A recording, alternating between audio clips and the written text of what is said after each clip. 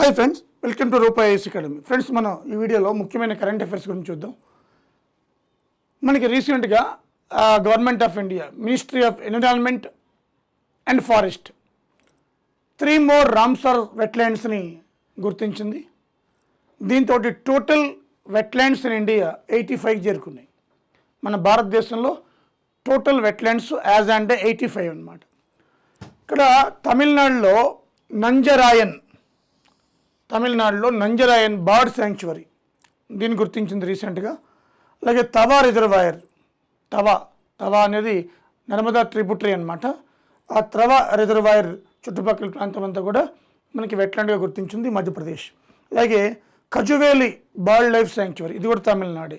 కజువేలి bird life sanctuary, 2 bird life sanctuaries, ఒక reservoir, ఈ 3ని రీసెంట్గా మొన్న గుర్తించడం జరిగింది. టోటల్ ఎన్ని వచ్చినాయి మనకి 85 వచ్చాయన్నమాట. అయితే ఇక్కడ ఈ 85 టోటల్ ఏరియా 13,58,068 హెక్టార్స్, 13,58,068 హెక్టార్స్. ఇది దేశం యొక్క ఏరియాలో 10% అనమాట. అంటే మన దేశంలో 10% వెట్లాండ్స్ ఉన్నాయి. గుడ్. ఈ సౌత్ ఏషియన్ కంట్రీస్లో ఏ దేశంలో కూడా వాటి యొక్క జియోగ్రఫికల్ ఏరియాలో 10% వెట్లాండ్స్లో ఎక్సెప్ట్ ఇండియా. ఇది ఒకటి గుర్తించాలన్నమాట. ఓకేనా. అలాగే రామ్సర్ అంటే ఏంటంటే 1971లో ఇరాన్లో కన్వెన్షన్ జరిగింది ఇందిరాగాంధీ గారు ఉన్నప్పుడు. అప్పుడు చిత్తడి నేలలు వెట్లాండ్స్ని గుర్తించాలని చెప్పి Feb 2న వరల్డ్ వెట్లాండ్స్ డేగా మనకి గుర్తించడం జరిగిందనమాట. మన ఇండియా కూడా పార్ట్ ఆఫ్ ది వెట్లాండ్స్, మనం కూడా సంతకం చేసాం. సో ఆ రామ్సర్ కన్వెన్షన్లో 82 నుంచి 2013 వరకు 26 వెట్లాండ్స్ ఉంటే 2013 నుంచి 24 వరకు 59 యాడ్ అయినాయి. అంటే మోడీ గారు వచ్చిన తర్వాత పిఎంగా 59 వెట్లాండ్స్ని మనకి యాడ్ చేశారు. టోటల్ 85 వచ్చినాయి అనమాట. వెట్లాండ్స్ని గుర్తించాలంటే 9 క్రైటీరియాస్ ఉంటాయన్నమాట. 9లో 1 క్రైటీరియా ఫుల్ఫిల్ చేసినా గుర్తిస్తారు. 9లో అంటే ఫిషింగ్ కావాల్సినవి, వాళ్ళ యొక్క బయోడైవర్సిటీ కానీ, ఎండేంజర్ స్పీసీస్ కానీ, ఇలా చాలా ఉంటాయి. 9 ఉంటాయి మొత్తం. 9 క్రైటీరియాస్ పాయింట్స్లో, కీ ఫ్యాక్టర్స్లో 1 ఫుల్ఫిల్ చేసినా కూడా ఇస్తారనమాట. అలా మొత్తం 85 ఉన్నాయి యాజ్ అండ్ డే. అయితే ఈ వెట్లాండ్కి సంబంధించి తమిళనాడు 18 ఉన్నాయి, హైయెస్ట్ ఇక్కడే నెంబర్ 1. వెట్లాండ్స్ ఎక్కువ ఉన్న రాష్ట్రం ఏదంటే తమిళనాడు. యూపీ 10 సెకండ్ స్టేట్ అనమాట. అలాగే మనకంటే చిన్న దేశాలు యూకే 175 ఉన్నాయి, మనకి 85 గ్రేట్. అలాగే మెక్సికో మనకంటే చాలా చిన్న దేశం, అది 142 ఉన్నాయి. అంటే మనకంటే చిన్న దేశాల్లో కూడా వెట్లాండ్స్ నెంబర్ ఆఫ్ ఎక్కువగా ఉన్నాయి. బట్ ఏరియా వైజ్ లార్జెస్ట్ బొలీవియాలో లార్జెస్ట్ ఏరియా 1,48,000 స్క్వేర్ కిలోమీటర్స్. ఇది హెక్టార్లు కాదు, స్క్వేర్ కిలోమీటర్స్. కాబట్టి బొలీవియా అనే దేశంలో వెట్లాండ్స్ ఏరియా ఎక్కువ ఉంది ప్రపంచంలో. ఓకే, ఇది గుర్తించాలి. అదేవిధంగా మనకి స్టాటిస్టిక్స్ ప్రోగ్రామ్ ఇంప్లిమెంటేషన్, ఈ యొక్క మినిస్ట్రీ, ఇది ఒక మినిస్ట్రీ అనమాట. ఇది women in corporate decision making రోల్స్లో మనకి ఇది ఉమెన్ మన ఇండియాలో నిర్ణయాత్మక నిర్ణయాలు తీసుకోవడంలో ఆ రేటు పెరిగిందట. స్టార్టప్స్లో కూడా అంటే ఉమెన్ స్టార్టప్స్ పెరుగుతున్నాయట. చూద్దాం ఒకసారి. 2023కి సంబంధింంచి 34,879 మనకి women in corporate decision making రోల్స్లో ఉన్నారట. అదే మెన్ 186,946. మెన్తో కంపేర్ చేసుకుంటే ఎక్కువనే, కానీ గతంతో కంపేర్ చేసుకుంటే ఉమెన్ అది మనకి చాలా ఎక్కువ ఉంది పర్సంటేజ్. మెన్తో కంపేర్ చేసుకుంటే తక్కువ ఉంది. గతంతో కంపేర్ చేసుకుంటే ఉమెన్ ఇయర్ 22తో కంపేర్ చేసుకుంటే ఎక్కువ ఉంది. అంటే women participation in corporate sector increasing very well అనమాట. It indicates. అలాగే బోర్డ్స్ ఆఫ్ డైరెక్టర్గా ఉమెన్ 7,62,712 ఉంటే, అదే మెన్ 19,75,487 మంది ఉన్నారనమాట. సో ఇది నెంబర్ తక్కువే మెన్తో కంపేర్ చేసుకుంటే, బట్ ఇదివరకటితో కంపేర్ చేసుకుంటే చాలా మార్పు వచ్చిందనమాట. ఇది మీరు అర్థం చేసుకోవాలి. ఉమెన్ ఎంపవర్మెంట్లో పార్ట్ అనమాట.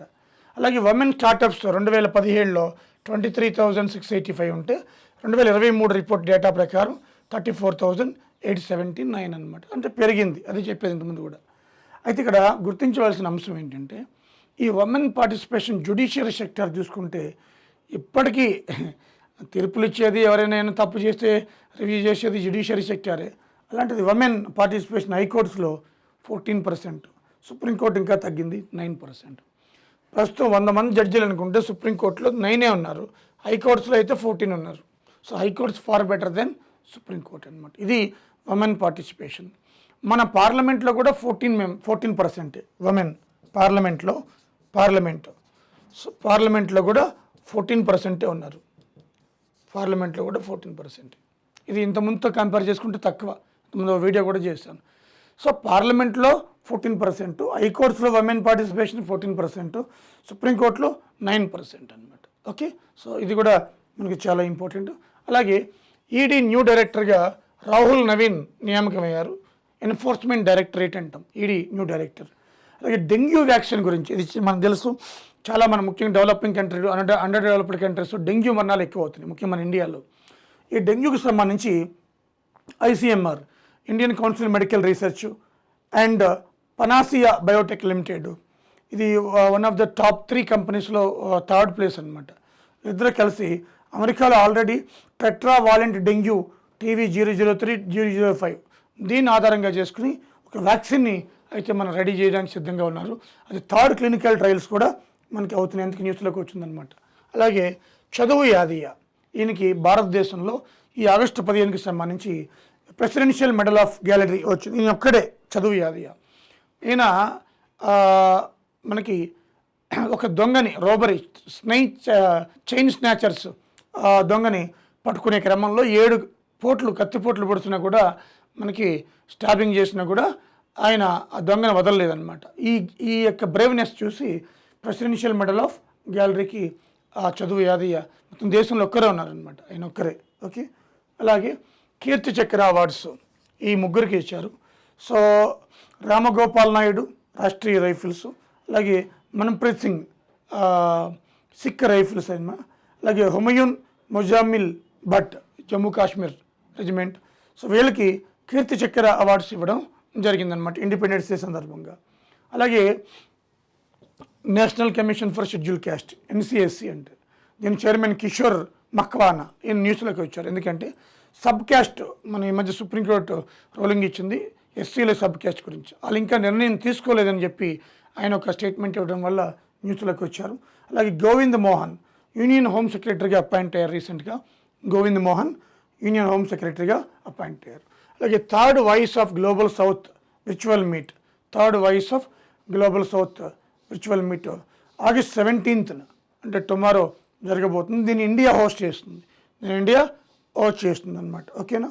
సో అదేవిధంగా మనకి వినేష్ పొగాట్, ఈమె తెలుసు మనందరికీ కూడా, 100 గ్రాములు 50 kgs వెయిట్లు ఎక్కువైందని చెప్పి ఫైనల్లో డిస్క్వాలిఫై చేశారు.